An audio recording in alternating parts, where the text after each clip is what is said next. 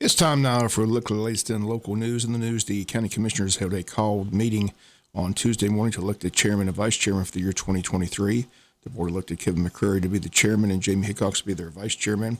After Chairman Kevin McCrary was elected chairman, Kevin McCrary had the following comments, followed by the election of the vice chairman.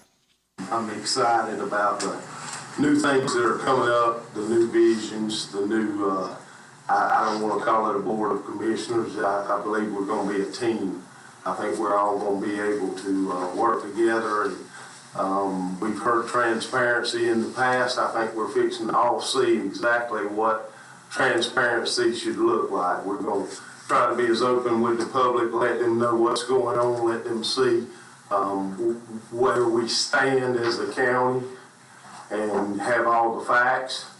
We've got several people on the other committees that are willing to help and look and do some of the investigative work that needs to be done.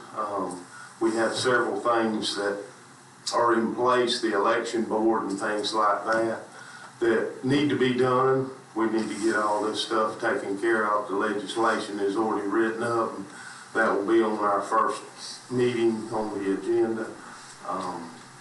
So with that, I would like to say the next item is to elect a vice chairman, and I would like to make the motion that we elect Jamie Hickox as the vice chairman. Second. Madam Clerk, would you call the roll? Commissioner McCrary, Yes. Commissioner Hopkins, Yes. Commissioner Thomas, Yes. Commissioner Hickox, Yes. Commissioner Gordon. Yes. Okay. With that, I'd like to thank everybody for coming. Congratulations, Mr. Hawks. Do you have anything you want to say? I am extremely excited to have the opportunity to be among a group of commissioners who are committed to representing the people, to taking this body and giving it right back to the people. I would love to see a citizens advisory board that comes to these meetings and that has the municipal code, has the state code, has our policies and procedures, for who are here as a sounding board. We are elected, but we don't know it all. And we can't do it without the people who trusted us to be elected to this position. So that is my biggest, that's my number one item on the agenda, and then I cannot wait to get started on moving towards a community center for Wayne County, Georgia. Thank you. Commissioner Kevin McCrary said the board did not want to wait till January the 11th when they meet to appoint the chairman and vice chairman. He said business has to be conducted. Again, the council was not set to meet until Wednesday, January the 11th, says it did not want to conflict with Monday night, January 9th national championship football game between Georgia and TCU. Once again, both Kevin McCrary and Jamie Hickox elected as chairman and vice chairman for the county council for the year 2023, both voted in by unanimous vote. Jesup City Council met Tuesday night. We'll come back, take a look at that meeting right after this word from our sponsor, other commercial messages, so please stay tuned.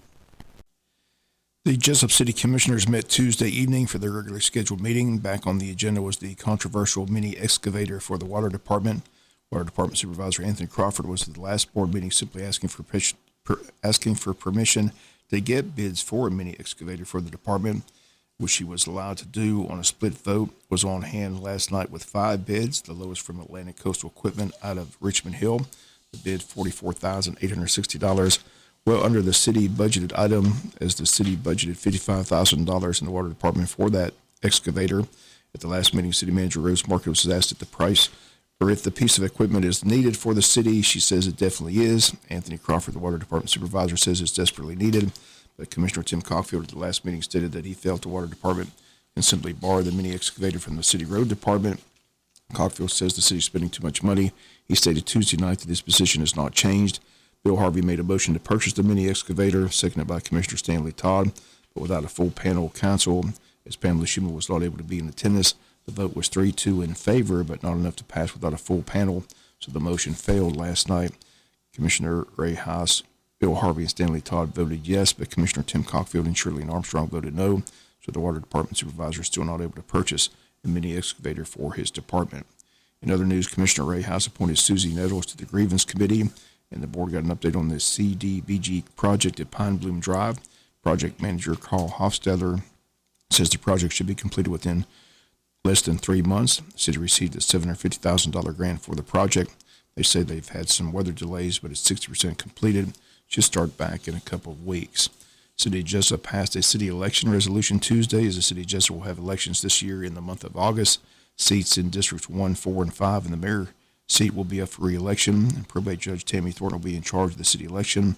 City also set the qualifying fee. It's a whopping $3 to qualify for any of the city commission seats, all that approved at Tuesday's meeting.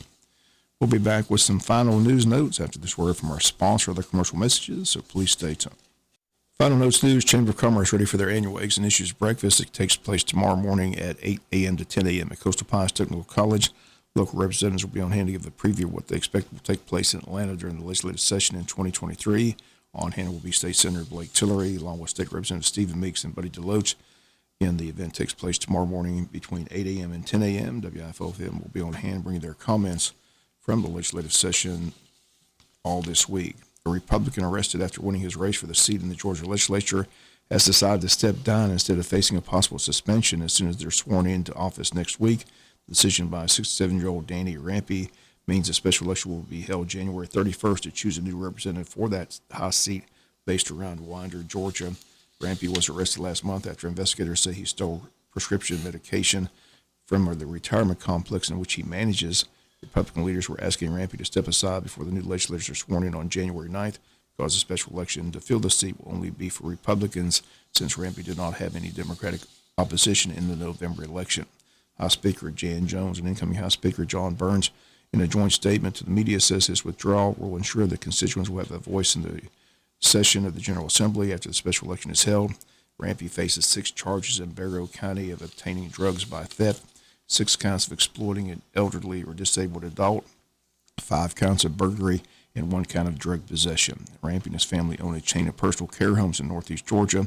Investigation began after drugs went missing from one of the facilities. That's going to do it for the latest in local news. Sports comes your way in a few minutes. Bob Morgan, have a great day.